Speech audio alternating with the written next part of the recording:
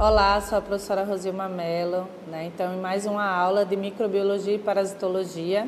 Agora a gente vai ver um pouquinho de parasitologia, Então, na parasitologia a gente viu, estudou na parte teórica toda a parte de helmintos, protozoários, e agora a gente vai ver algumas estruturas que são características desses tipos de espécimes. Então, a gente vai começar agora com os ovos de Histosoma mansoni, que é o causador da histossomose, Então, a gente viu que é conhecido como barriga d'água. Então, esse tipo de estrutura, quando é encontrado no material biológico do paciente, eles têm uma característica bem interessante do Histosoma mansoni dos outros histossomas, de outras espécies, o hematóbio e outro, que é esse espículo, onde vocês conseguem identificar esse espículo lateral, característico desse tipo de ovo, Então, a gente está falando de helminto, não cisto, que a gente fala de protozoário. Então, nesse caso, o que é que tem dentro do ovo do Histosoma mansoni? É o miracídio, Então, o miracídio é aquele tipo de estrutura que está dentro do ovo, que vai ser liberado na água, e é ele que vai infectar o caramujo, a Bionfalaria. E aí, posteriormente, após a multiplicação dentro do caramujo, vai ter uma modificação estrutural, e esse miracídio vai se transformar em cercárias, que é a forma infectiva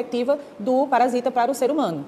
Então, aqui vocês estão vendo, esse é o ovo do Histosoma mansoni, que tem esse espículo lateral bem característico, e dentro, essa parte mais escura que vocês conseguem ver, não é um núcleo, tá? É o miracídio que está dentro do ovo do Histosoma mansoni. Então, eu vou colocar aqui para vocês verem as cercárias, que é a forma infectiva do ser humano. Então, essa aqui, ele vai liberar o miracídio, no caso do ovo, e vai infectar o caramujo. Mas agora a gente vai ver a forma evolutiva que infecta o ser humano, ao penetrar ativamente na nossa pele, quando vocês vão tomar banho de rio, ou pisam em alguma poça de água contaminada com esse caramujo que vai ter, e liberar o Histosoma mansoni, que é as cercárias.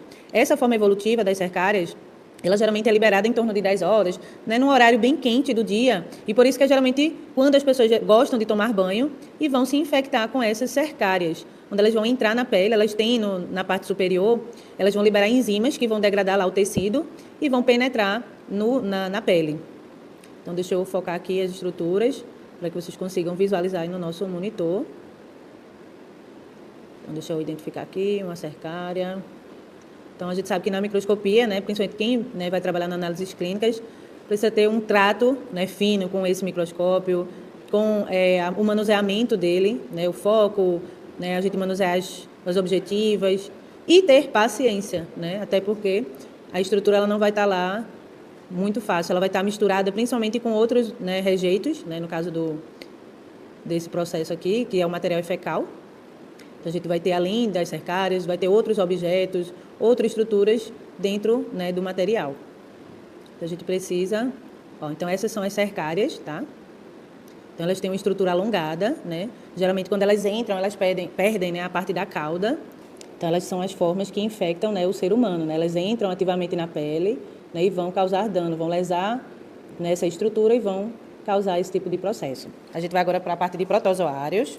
Então, dentro dos protozoários, o primeiro que a gente estudou foi a giardia, que causa a giardíase, Então, a giardia ela é transferida quando a gente consome alimentos, outro tipo de água também contaminada com os cistos, da giardia. Então, a gente vai ver aqui os trofozoítos que habitam, Então, esse cisto ele é ingerido. Dentro do intestino delgado, os cistos eles vão se desencistar e vão liberar uma forma de vida evolutiva chamada de trofozoíto. Então, é esse trofozoíto que a gente vai procurar aqui na lâmina, para vocês verem a estrutura desse trofozoíto. Ele é bem característico da Giardia lambia, que ele tem 8 flagelos, ele tem uma estrutura de 2 núcleos, ele tem uma parte que a gente chama de discos suctoriais, que é a parte onde ele faz a acoplagem lá no nosso intestino. Geralmente ele não tem mitocôndria, ele tem uma estrutura chamada de hidrogenossomo, no caso do trofozoíto lá do Trichomonas. Deixa eu só focar aqui, porque eles são estruturas bem menorzinhas do que a gente viu do caso do histossoma, Então, deixa eu focar aqui para vocês conseguirem visualizar aí. Temos que dar uma varredura na lâmina. Lógico que essas lâminas são produzidas com o material que tem, que tem as estruturas dos protozoários. Se fosse outra amostra, realmente de um paciente, ela estaria muito mais suja, por conta dos resíduos do material fecal. Mas essa lâmina ela está limpinha, porque foi só para a produção aqui da lâmina. Agora, observando na lâmina, na objetiva de imersão, a gente consegue visualizar melhor as estruturas dos trofozoítos. Isso aqui é um trofozoíto de Giardia lambia. A gente consegue visualizar os diversos flagelos que ela possui, os 2 núcleos centrais aqui, e, lógico, as estruturas mais refinadas, menorizadas, só realmente na microscopia eletrônica. Mas a gente já consegue ter uma noção do que é um trofozoíto de Giardia lambia, que é esse aqui, os flagelos. Ela tem essa estrutura piriforme, que a gente chama em forma de pera. Então, esses estão corados, Diferente do que a gente vê na rotina, eles estão só com o lugol. Então, é mais difícil, né, de visualizar. Mas como eles estão aqui corados, então melhora um pouco, né, essa visualização. Mas como eles ficam, né, espalhados ao longo da lâmina, então você tem que ir buscando, né, os campos para visualizar o trofozoito. Então agora a gente vai ver outro protozoário, que a gente chama de entamoeba, né, que é a que causa a doença chamada de histolítica, né. Então a gente vai ver a entamoeba histolítica, né, o trofozoito aqui, ó. Os cistos, né, que diferem geralmente entre espécies, eles diferem porque eles contêm núcleos em quantidades diferentes. Enquanto a histolítica contém em torno de 8 núcleos, a coli, que seria a outra não patogênica, ela tem em torno de 4 núcleos. E aí a gente faz essa diferenciação em relação à quantidade de núcleo, né, que a gente vai ter entre essas duas. Então, a gente vai buscar agora um trofozoito, né, que a ameba ela tem uma estrutura, né, ameboide, e ela emite pseudópodes, né, para afixar o que ela vai ingerir, né, o que ela vai digerir lá dentro. Então, ela tem, né, uma estrutura diferente, né, da giardia, porque o giardia é flagelado. Enquanto isso, a entamoeba ela é um trofozoito que tem essa questão de emissão de pseudópodes. Então, aqui vocês estão vendo o núcleo, né, isso é um trofozoito, né, da histolítica. Pronto, estão conseguindo ver, ó, isso aqui é um trofozoito, né, de histolítica, né, que ela tem menos núcleo que é a coli. Então, vocês estão vendo o núcleo, né, ali, ela tem uma estrutura que ela não tem uma definição de forma, porque ela vai se modificando, né, no local onde ela vai andando.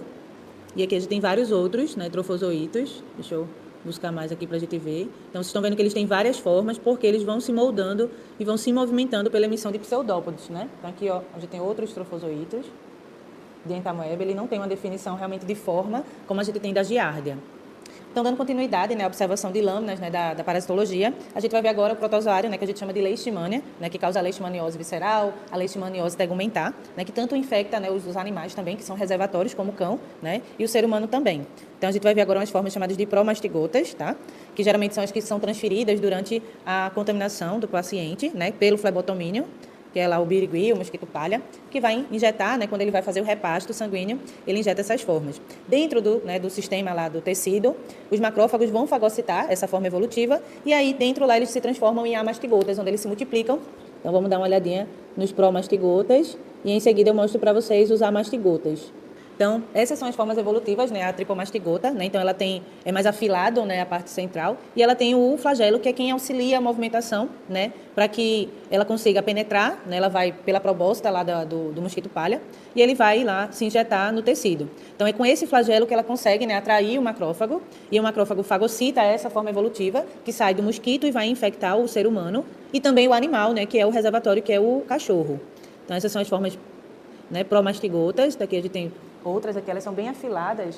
Então, dependendo se for a leishmania visceral ou a calazar, né? Então, a gente vai ter os agentes etiológicos diferentes, mas eles têm em torno da mesma estrutura, né? Então, vamos agora ver a mastigota, que é quando ele entra lá dentro do tecido e se transforma em estruturas ovaladas, que a gente chama de amastigota, né? Então, a mastigota ela vai se multiplicar dentro do hospedeiro, né? No caso, que é o ser humano ou o cachorro, e posteriormente vão ser ingeridas pelo flebotomínio, quando vão fazer um novo repasto, em um paciente já contaminado, e vão adquirir essa forma evolutiva dentro deles.